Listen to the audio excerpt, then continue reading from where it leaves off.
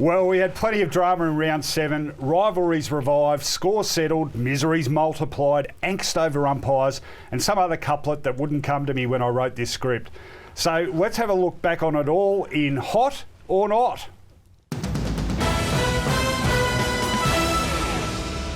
Okay, I'm kicking us off today, Finey, and I'm starting with the team that actually defeated Eddie's side, the Blues, and one man in particular, Levi Casbolt. I reckon he is a potential star. He wears a lot of flack about his kicking, which actually improved last year. It's been a bit dodgy, admittedly, early this season, but he was a tower of strength for the Blues on Saturday, and we'll see some examples here. So he kicked one from the goal square, another one from but he kicked the clutch goal, Finey. Yeah, but it was outside 50. Hang on. Halfway through the last quarter, game's on the line, Collingwood looking threatening. Levi, the man, kicks it from outside 50. They don't count. It's the outside 50s, they're not a problem. They never were for bad kicks. The goal square's not the problem, it's a 30-metre, 140-degree angle. Look, that's the trouble. He took 11 marks. He's one of the best contested marks in the game. I think he'll just get better and better. I think he's a long-term key forward for the Blues. Big thumbs up to Levi. He's got the best hands in footy. So he's a very good player. Yeah, you've done the backtrack again. No, not on his kicking. Into John Ralph. Back up the truck fine. What does a 30-metre kick have to do with good hands? You don't kick it with your hands. Your go. Okay, I'm going to stick with the Blues, and Andres Everett is hot. It's a Carlton festival. Andres Everett was completely ignored in the first few weeks of Brendan Bolton's tenure, and I just thought, well, he's moved on. He's taken these GWS boys ahead of him. He came out, he had over 25 possessions, kicked a couple of goals, and then in the last quarter made 2 terrible errors, and I thought this is going to have a terrible ending for Andres, but he actually lifted again and contributed in the last few minutes. He's not a bad player, can play a variety of positions, and of course he comes from the great Everett family, which has played over, I think, at 6 clubs over 2 decades. And I mean that, he started when his brother finished. So how big's the age gap between Peter and Andre? I used to maliciously, when still at the animal enclosure, when Andre started playing, saying, your dad used to play for St Kilda, but they definitely are brothers. And we've had an Everett playing footy for 25 years or something. It's amazing. It is amazing. They might be the next Fletcher dynasty. Okay, I'm up next. Next one's a not. And unusual to say this, but my not goes to Gary Ablett. Now, it's an example of how high a bar he sets, that he's averaging 27.4 possessions per game this season, and we're asking about what's wrong with him. But there you go, there's a good example. I've written about this in The Age today, and an opposition analyst said to me they can't remember him being caught with the ball as much as he has this season. He's really lost his explosiveness out of the stoppages. Some speculation that he's been carrying a range of injuries, calf, knee, I think the other one might have been ankle.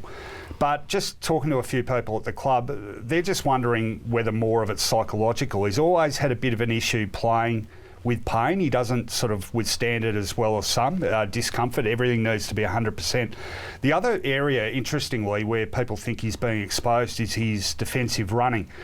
He's never been a great defensive runner, but when he's tagged every week, it's sort of masked the issue a bit because he's always got a guy by his side.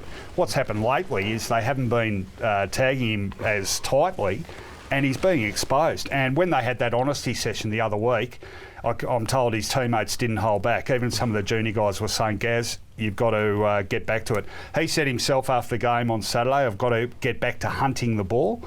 I hope he's brought his hunting gear with him on the weekend because they need him desperately. So at the start of the season, a lot of people said this year will sort out who the best player in the AFL is, Fife or Ablett. Fife's out for most of the season. It's a nil-all draw. Ablett, not really in great form. Dangerfield probably holds the crown at the moment, doesn't he? Yeah, I think so. You're up. What's not hot is Adelaide's draw, but they are hot. Look, Adelaide have had a really good start to the season, and we talk about the close squeaks for Hawthorn and them getting through at 5-2. Adelaide's been bloody unlucky. They played North at Etihad Stadium, just got beaten. Hawthorn at the MCG, just got beaten. Dogs at Etihad.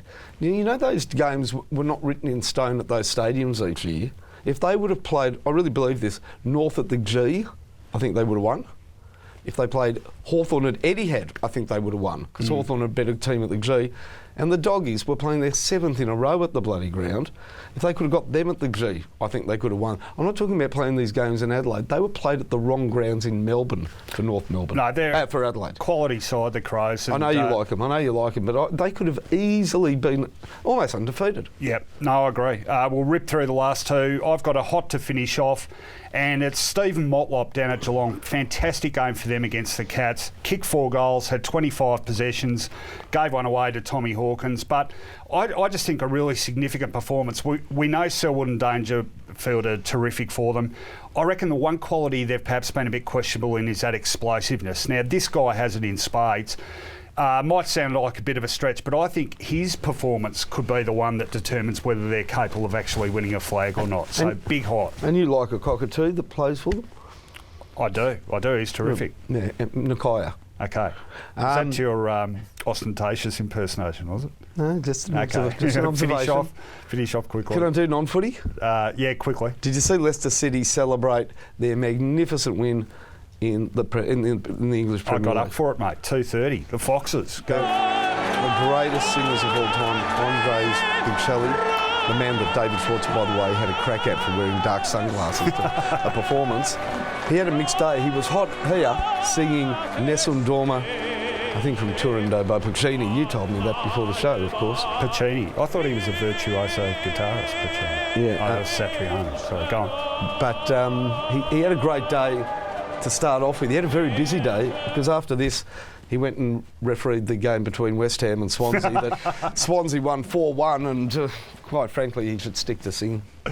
Are you forever blowing bubbles, Finey?